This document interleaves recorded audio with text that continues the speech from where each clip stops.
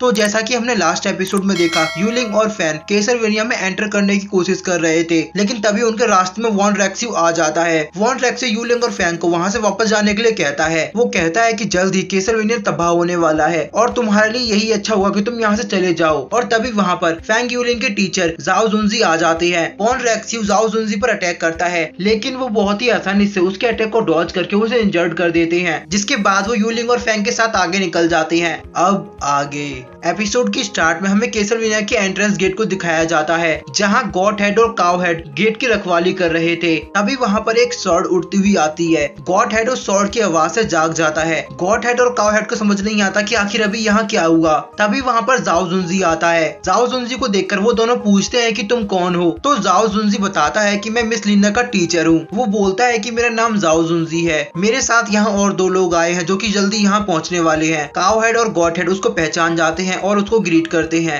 वो बोलते हैं कि ये तो हमारी खुशकिस्मती है जो आप यहाँ पर आए। तभी हम यहाँ फैंग और यूलिंग को देखते हैं जो कि वहाँ तक पहुँच चुके थे। फैंग सामने की दीवार को देखकर बोलता है कि ये तो बहुत ही ऊंची है, मैं इतनी लंबी जंप नहीं लगा सकता। तभी हमारा सीन शिफ्ट होता है और हम देखते हैं कि मू यान लूफी क्वेई को अपने साथ टैन के लैब में ले जा रहा था। तभी लूफी क्वेई मू यान से पूछता है कि क्या आप मेरा और भी ब्लड निकालने वाले हैं। तो मू यान कहता है कि नहीं, हमने तुम्हारा ब्लड निकाला था ताकि हम तुम्हारी बीमारी का इलाज ढूंढ सके, और अब टैन ने तुम्हारी बीमारी का इलाज ढूंढ लिया है। ये सुनकर लूफी क्वेई काफी खुश होता है। वो जल्दी से लैब के अंदर जाता है और गेट खोलते ही उसे एक अजीब सी स्मेल आती है। लूफी क्वेई जल्दी से अपना मुंह कवर कर लेता है और वो मू यान की तरफ देखता है। तो मू यान हंसता है और वो कहता है कि नहीं, ये पॉइजन नहीं है।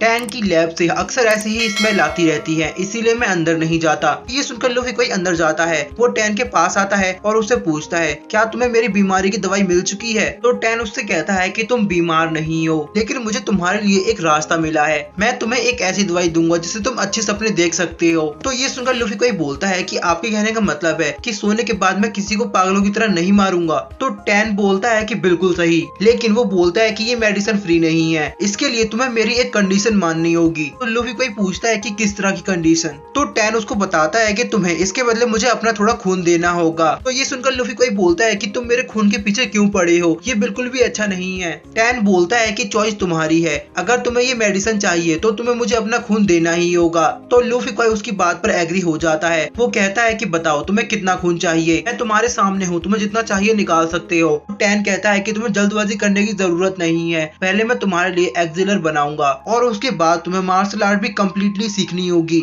लूफी क्वाई उससे पूछता है कि तुम किस तरह की मार्शल आर्ट की बात कर रहे हो। तो टैन उसको बताता है कि टैंगमैन मार्शल आर्ट, इस मार्शल आर्ट में मैजिक भी सिखाया जाता है और तुम्हें ये मार्शल आर्ट सीखनी होगी। इसके बाद तुम्हारे ब्लड की वैल्यू और भी बढ़ जाएगी। तुम्हारे पास इसके लिए ज्यादा समय नहीं है, कुछ दिनों बाद मैं यहाँ से टैंक कोर्टयार्ड जाने वाला हूँ, तब तक तुम्हें ये सब कंप्लीट करना होगा। तो लूफी क्वाई कहता है कि मैं इसके लिए तैयार हूँ। इसके बाद हमारा सीन शिफ्ट होता है और हम डोंगफेन के फ्रेंड ओल्ड मैन को देखते हैं। वो भी केसरवेनिया जाते हुए रास्ते में एक टी स्टॉल पर रुककर वहाँ चाय पी रहे थे। तभी हम देखते हैं कि वहाँ पर बायू भी आ जाती है। बायू के वहाँ आते ही एक तेज तूफान आता है, जिसकी वजह से वहाँ के लोग आसपास गिरने लगते हैं, जबकि ओल्ड मैन अभी भी आराम से चाय पी रहे थे। बायू को देखकर वहाँ के सभी लोग डरकर भाग जाते हैं। ओल्ड मैन बायू से कहता है जीमो सिटी और सांगली टियांडाओ के बीच रिलेशन काफी अच्छे हैं, इसीलिए तुम्हें इस गंदे पानी में नहीं उतरना चाहिए। बायू कहती है कि मैं यहाँ पर जीमो सिटी की ओर से नहीं आई हूँ, बल्कि मैं यहाँ अपनी सिस्टर इन लॉ की हेल्प करने आई हूँ। तो ये सुनकर ओल्ड मैन कहता है कि ये तो बहुत अच्छी बात है। ओल्ड मैन बायू से कहता है कि तुम्हें आगे बढ़ना चाहिए, जल्दी यहाँ पर एक मार्शल आर्ट मास्टर आने वाला है, मैं उसको रोकने की कोशिश करूंगा क्योंकि मैं भी मार्शल आर्ट में अच्छा हूँ, लेकिन अगर मैं उसे रोकने में कामयाब नहीं हुआ तो तुम उसे रोक सकती हो। लेकिन बायू उससे आगे नहीं बढ़ती, तो ओल्ड मैन उस पर अटैक करता है। बायू उसके अटैक को डॉज करती है और उससे कहती है कि तुम अपना ख्याल रखना। इसके बाद बायू वहाँ से आगे बढ़ जाती है। इधर बायू के जाते ही वहाँ पर तेज हवाएं चलने लगती हैं। ओल्ड मैन बोलता है कि वो आ चुका है।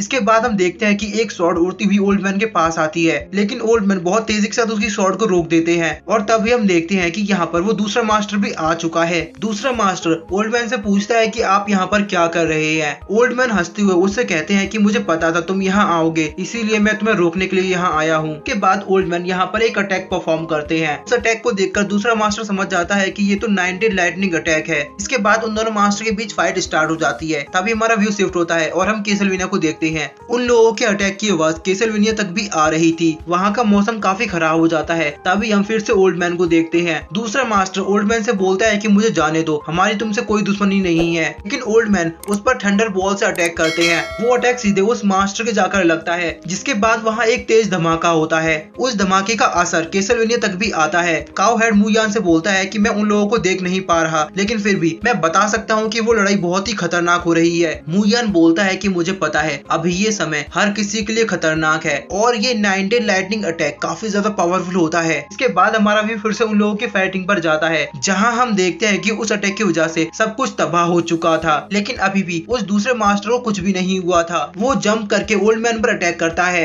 अभी वो ओल्ड मैन लाइटनिंग बॉल का इस्तेमाल करके एक फॉर्मेशन को क्रिएट करते हैं। वो बहुत सारी थंडर एनर्जी को इकट्ठा करके एक जायंट लाइटनिंग बॉल को क्रिएट करते हैं। दूसरा मास्टर उस बॉल को देखकर थोड़ा डर जाता है, लेकिन फिर भी वो हार नहीं मानता। ओल्ड मैन उस लाइटनिंग बॉल से उस पर अटैक कर देते हैं, जिसके बाद वहाँ एक जोरदार धमाका होता है और चारों ओर सफेदी छा जाती है। इसके बाद हम देखते हैं कि ओल्ड मैन की फॉर्मेशन अभी भी बनी हुई है। तभी धुएं के अंदर से दूसरे मास्टर की स्वॉर्ड ओल्ड मैन की ओर तेजी से आ रही थी, लेकिन ओल्ड मैन उसे डॉज करके उसे घुमाकर उसी की ओर फेंकते हैं। लेकिन दूसरा मास्टर अपनी स्वॉर्ड को पकड़ लेता है और वो दोबारा से अपनी स्वॉर्ड को घुमाते हुए ओल्ड मैन पर अटैक करता है। लेकिन इस बार भी ओल्ड मैन उसके अटैक को डॉज करने में कामयाब हो जाते हैं। लेकिन तभी वो ओल्ड मैन के नजदीक आकर अपने स्वॉर्ड से उन पर दोबारा अटैक करता है, लेकिन ओल्ड मैन बार बार उसके अटैक को डॉज कर लेते हैं। वो दोनों बार बार एक दूसरे के ऊपर स्वॉर्ड फेंक कर अटैक कर रहे थे। उन दोनों के ही अटैक और स्पीड को देखकर ऐसा लगता है कि वो दोनों ही बिल्कुल बराबर लेवल के हैं, क्योंकि दोनों में से कोई भी एक दूसरे को इंजर्ड नहीं कर पा रहा था। तभी हम सेकंड मास्टर को देखते हैं। वो अपनी रेड आई का इस्तेमाल करता है। जैसे ही उसकी आंखें लाल होती हैं, तो आसमान भी लाल हो जाता है, जिसकी वजह से उसकी स्पीड कई गुना बढ़ जाती है। वो अपनी फुल स्पीड में ओल्ड मैन पर अटैक करता है, लेकिन ओल्ड मैन अभी भी उसके अटैक को डॉज कर लेता है। दूसरा मास्टर अपनी स्पीड का इस्तेमाल करते हुए ओल्ड मैन के चारों ओर एक फॉर्मेशन को बना रहा था।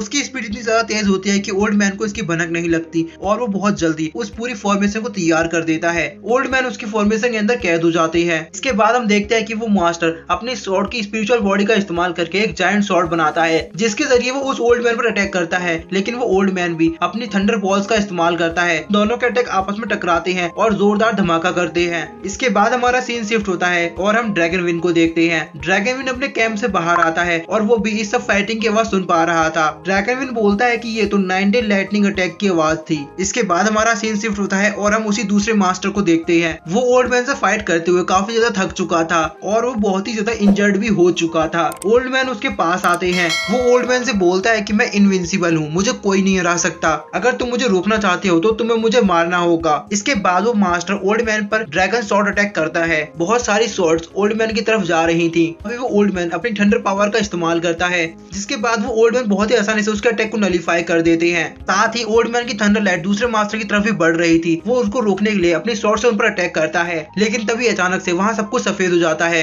वो देखता है कि अब उसके हाथ में स्वॉर्ड नहीं है। तभी ओल्ड मैन उसको उसकी स्वॉर्ड लौटा देते हैं। ओल्ड मैन उसको अपना डिवाइन फ्लावर दिखाते हैं। इसके बाद वो मास्टर उसको देखकर बोलता है कि ये तो 3 फ्लावर गैदरिंग का टॉप मैजिकल फ्लावर है। दूसरा मास्टर बोलता है कि अब सब कुछ खत्म हो गया, मैं तुमसे नहीं जीत सकता। ओल्ड मैन उससे बोलते हैं कि तुम्हें दुनिया में सबसे बेस्ट क्यों होना है, तुम्हें दुनिया में सबसे अच्छा होना चाहिए, ना कि सबसे ताकतवर। अगर तुम अच्छे हो तो सभी लोग तुम्हारा साथ देंगे। और इसी के साथ हमारा आज का ये एपिसोड यहीं एंड हो जाता है।